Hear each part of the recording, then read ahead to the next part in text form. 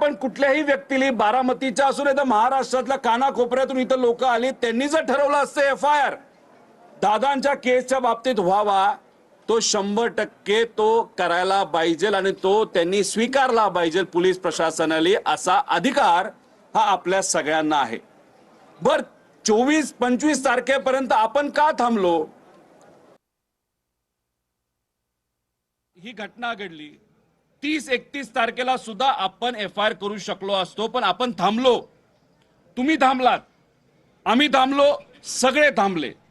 नाही, खोलात जाऊ द्या, काय होतं हे आम्हाला समजू द्या.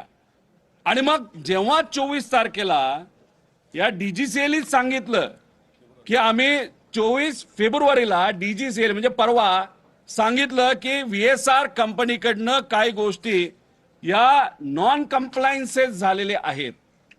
विमान चालवत असताना नॉन कंप्लायन्स हा कुठलाही त्या ठिकाणी स्वीकारला गेला नाही पाहिजे. म्हणजे व्हीएसआर हे जबाबदार आहेत.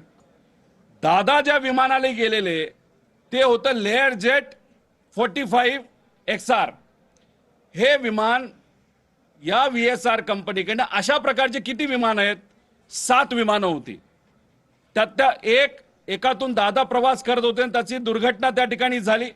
2023ला दुसरं विमान जे मुंबईमध्ये तिथं दुर्घटनाग्रस्त झालं. राहिले किती? 5.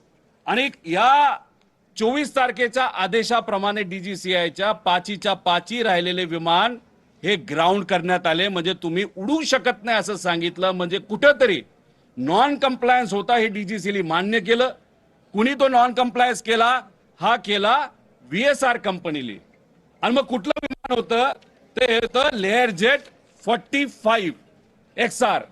मग मला हा प्रश्न आपल्या सर्वांना करायचा आणि तो प्रश्न मी पोलिसांसमोर सुद्धा केला की मग जर 5च्या 5 आज असणारी विमानं तुम्ही ग्राउंड करता, ते बंद ठेवता, मग अजितदादांना खराब विमान का दिलं गेलं? ते चुकून दिलं गेलं का मुद्दामून दिलं गेलं? या बाबतीतला एफआयआर करण्यासाठी आम्ही सर्वजण इथं आलो होतो. हा एफआयआर कोणाच्या विरोधात आहे? तर हा व्हीएसआर कंपनीच्या विरोधात आहे, त्यांच्या मालकांच्या विरोधात आहे. त्याच्याच बरोबर जर एअरवर्दीनेस म्हणजे विमान उडू शकतं नाही शकत हे बघण्याची जबाबदारी कोणाची असती? तर डीजीसीएची असते.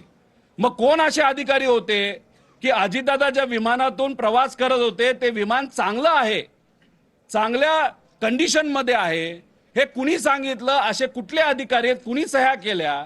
तर या अधिकाऱ्यांना शोधा. अशा प्रकारचा दुसरा एफआयआर आम्ही करण्यासाठी तिथं सांगितलं.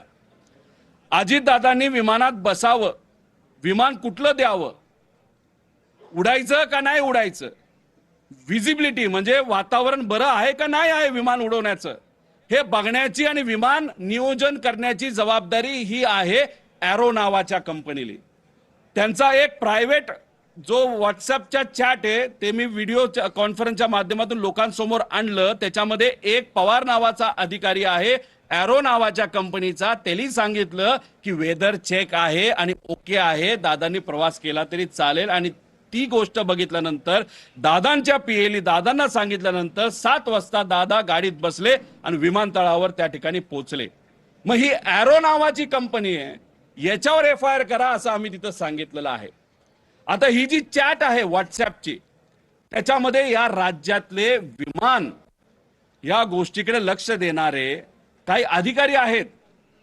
तर त्या अधिकारी जर त्या व्हॉट्सअप चॅटमध्ये होते, त्या ग्रुपमध्ये होते आणि अशा पद्धतीने चॅट येऊन सुद्धा, आणि तुम्हाला राज्य शासन जर पगार देत असेल की एखादा व्हीआयपी ट्रॅव्हल करत असताना तो सुखरूप आहे का नाही, विमान योग्य आहे का नाही आहे ते बघण्याचा अधिकार हा त्या अधिकाऱ्याचा असताना सुद्धा त्यांनी दुर्लक्ष केलं. आणि दुर्लक्ष केल्यामुळे दादांनी तो प्रवास केला आणि दुर्घटना घडली. मग त्या ग्रुपमध्ये असणारे जे कोणी अधिकारी असतील त्यांच्यावर एफआयआर करा.